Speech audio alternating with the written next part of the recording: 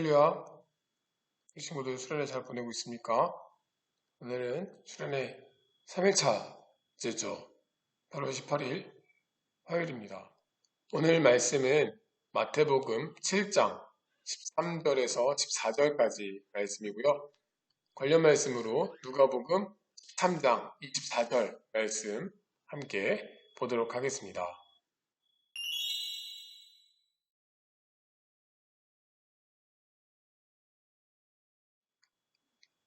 언제부턴가 우리 사회는 수저 논리가 유행을 했습니다.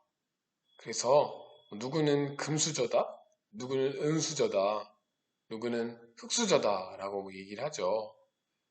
우리 수저 논란, 우리 친구들 모르는 건 아니죠? 그 논리에 따르면 목사님은 흙수저인 것 같습니다. 어쨌든 기분이 별로 좋지 않은데요. 이 논리의 핵심은 바로 돈, 권력, 명예 등 가진 자가 이제 성공할 수 있다는 이야기를 하는 거죠.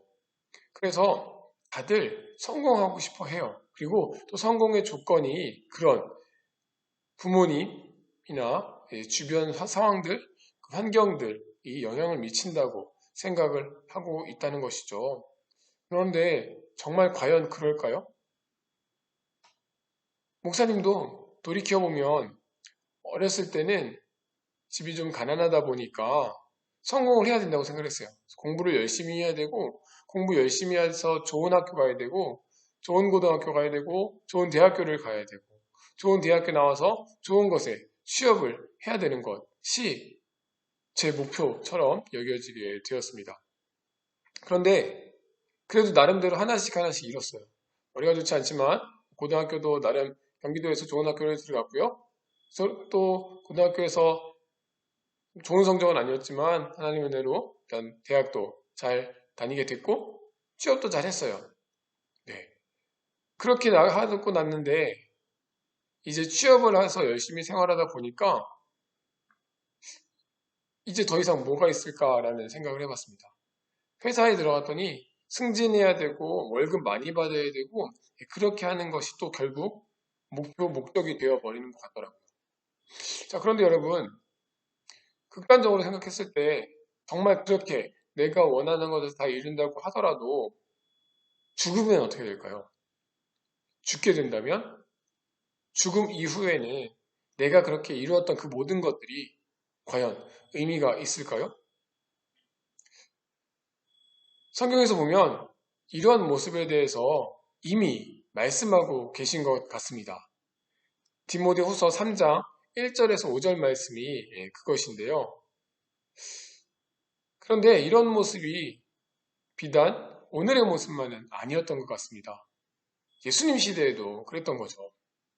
예수님께서 이 땅에서 공생애의 삶을 사실 때에도 그 당시에도 지금의 금수저와 같은 사람들이 있었다는 거죠. 제사장이나 바리새인들, 서기관들 이런 사람들 당시 기득권자들이라고 할 수 있어서 사람들이 그랬는데요. 그들은 자신이 가진 권력을 통해서 부정한 방법으로 부를 축적했습니다. 그리고 이제 자신들이 부를 축적하기 위해서 하나님께서 제정해 놓으신 많은 제사법들이 있지 않습니까? 그런 것까지도 자기들 좋을 대로 임의로 변질시키고 왜곡시켜 버렸던 것이죠.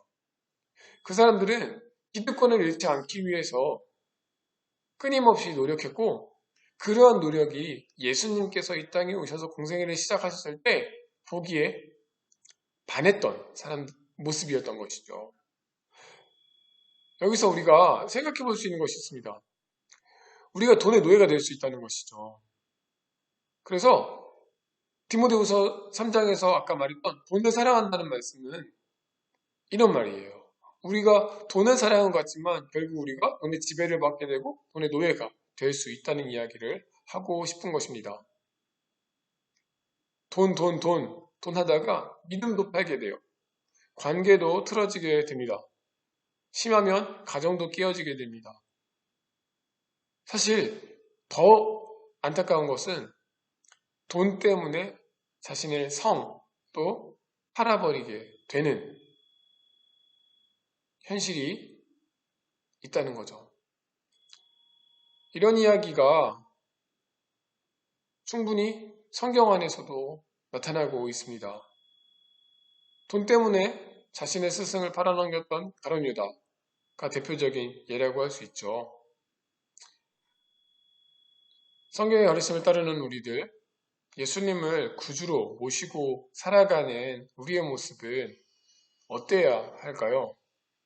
여기에 대한 가르침이 바로 오늘 본문 말씀입니다. 다시 한번 읽어볼까요? 마태복음 7장 13절, 14절 말씀. 좁은 문으로 들어가라. 멸망으로 인도하는 문은 크고 그 길이 넓어 그리로 들어가는 자가 많고 생명으로 인도하는 문은 좁고 길이 협착하여 찾는 자가 적음이라. 아멘. 어떻게 살아야 된다고요? 좁은 문, 좁은 길을 선택하여 가는 것입니다. 그 이유에 대해서 예수님은 그 길 끝에 무엇이 있는지가 중요하다는 것을 말씀하시죠. 넓은 문, 넓은 길, 이런 것은 많은 사람들이 들어가는데요. 오히려 그 길의 끝이 멸망이라고 합니다. 그러나 좁은 문, 좁은 길, 거의 사람들이 찾아가지 않는 그 길, 사람들에게 외면당하는 그 길의 끝이 생명이기 때문에 예수님을 따르는 제자들은 이 길을 가야 한다고 오늘 말씀이 이야기를 하는 것입니다. 좋습니까? 듣기 거북합니까? 그런데 우리는 그 길을 가야 할 것입니다. 그것이 바로 예수님의 논리와 가치이기 때문이죠. 세상의 가치와는 전혀 다른 모습입니다. 세상의 논리와 방법, 가치는 수많은 사람들이 찾고 보기에 편한 곳이고 성공하는 길이고 정말 그것이 그 길이 뭔가 있어 보이는 것이지만 성경은 그것이 정말 아니라고 이야기를 하고 있는 것이죠. 좁은 문으로 들어가는 것, 그 길이 협착하다고 14절에 기록을 하고 있는데요. 매우 좁다는 뜻도 있지만 성경의 의미로 살펴보면 이 단어는 환난을 받는다는 단어입니다.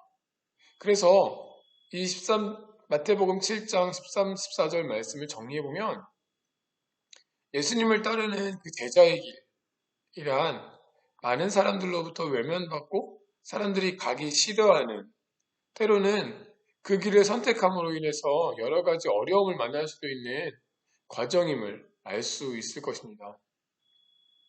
성경에서 나오는 예수님의 제자들의 삶이 거의 이와 같았음을 우리가 그래도 성경을 통해서 좀 배우지 않았습니까? 오늘 우리는 돈, 명예, 권력과 같은 많은 사람들이 찾고 거머쥐려고 하는 그 세상의 가치와 논리가 아닌 제자의 삶을 선택해야 할 것입니다. 공부해서 남 주는 인생, 돈을 벌어서 남을 돕는 인생 등 제자들의 삶은 생명을 살리는 인생을 추구하는 좁고 험한, 그래서 사람들에게 외면받는 삶임을 기억해야 할 것입니다. 과연 이 길을 여러분들이 또 제가 알 수 있을까요? 사랑하는 우리 안락교회 고등부 친구들, 세상 사람들이 따라간다고 우리도 꼭 그렇게 해야 하는 것은 아닙니다. 많은 사람들이 가는 길이 정말 옳은 길이 아니라는 것이죠. 예수님을 따라서 살아야 한다고 좁은 길을 가야 한다고 성경이 말씀하고 있는 이유는 그것이 정말 가치 있고 의미 있는 길이기 때문일 것입니다. 여러분들은 성경을 믿는 사람들 아닙니까? 그러면 그 믿는 곳에서 기록하고 있는 내용들을 우리가 한번 실천해 볼 수 있는 용기와 믿음이 필요하지 않을까 싶습니다. 예수님께서 걸어가신 그 길, 또 제자들이 걸어갔던 그 좁은 길, 그 좁은 길, 좁은 문으로 들어가서 그것을 통과했을 때 우리에게 주어지는 그 뒤에 목적지는 그 목표는 우리에게 영원한 생명이 약속되어 있다는 사실을 기억하시기 바랍니다. 우리가 이 땅에서 잠깐 살아가는 것이 아니라 우리는 심판 후에 영원한 생명이 주어져 있기 때문에 그 약속을 기대할 때 세상은 다 그렇다 할지라도 우리는 다른 예수 그리스도의 제자로서의 삶을 살아낼 수 있기를 간절히 바랍니다. 기도하겠습니다. 하나님 아버지 감사합니다. 오늘 또 말씀을 통해서 알고 깨닫게 해주셔서 감사합니다. 예수님의 가르침을 따르는 제자들의 삶을 살기를 원하는 저희 고등부에게 용기와 결단을 허락하여 주셔서 앞으로 삶을 살아갈 때 어떠한 상황 속에서도 세상의 가치와 논리, 또 많은 사람들이 가고자 하는 길이 아닌 예수님께서 가르쳐 주신 좁은 문, 좁은 길을 선택할 수 있도록 인도하여 주시옵소서. 때론 이 길 때문에 우리가 어려움을 당할지 모르겠지만 그 길 끝에 영원한 생명이 있음을 기억하며 온전히 그 길만 걸어갈 수 있게 도와주시고 이 길을 가는 우리 고등부 학생들에게 하나님의 놀라운 은혜가 넘쳐날 수 있도록 인도하여 주시옵소서. 감사드리며 예수님의 이름으로 기도드립니다. 아멘.